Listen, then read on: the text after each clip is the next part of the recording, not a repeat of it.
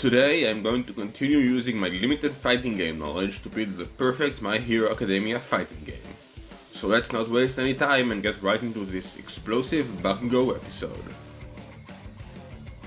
Bakugo is the mother of all rushdowns, fitting his explosive, angry and relentless personality. You get to assault opponents with the very same fighting style that Bakugo uses in the actual show.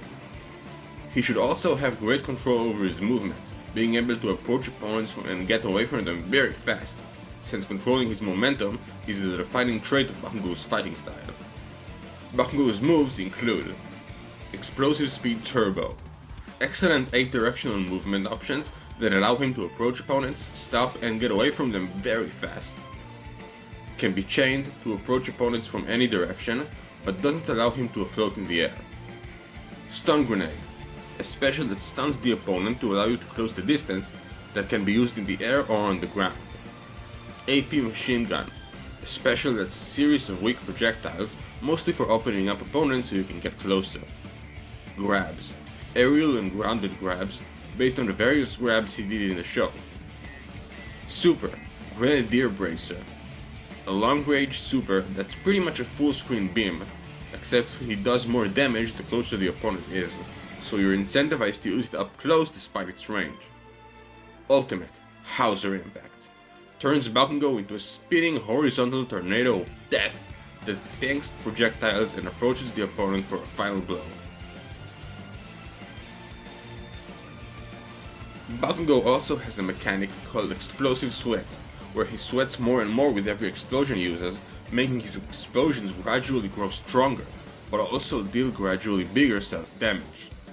If Bakugo is not using any explosions, this counter will not go up and he will not get stronger, so the more explosions you use, the faster your damage and self-damage will grow.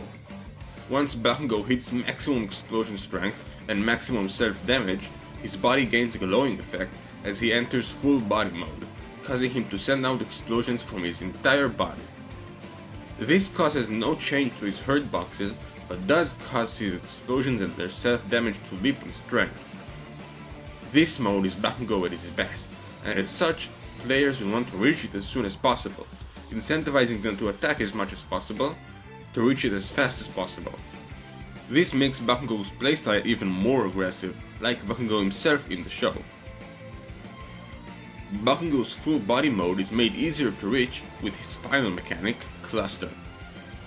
When Bakugo uses his explosion normals, explosion specials, explosion movement options, and even his explosion ultimate, Bakugo can press the attack button twice in rapid succession instead of once, mimicking how he detonates multiple explosions at once in the show. This upgrades the move he was using to its Cluster version, which makes the move stronger, gives it more range, makes you get to full body mode quicker, and even makes his movement options take him farther faster, all at the cost of some of his meter. And of course, the Cluster visual effects are applied. This mechanic is balanced by how tough it will be to perform under high octane combat. So what do you think? I think this is one of the coolest characters I've made so far.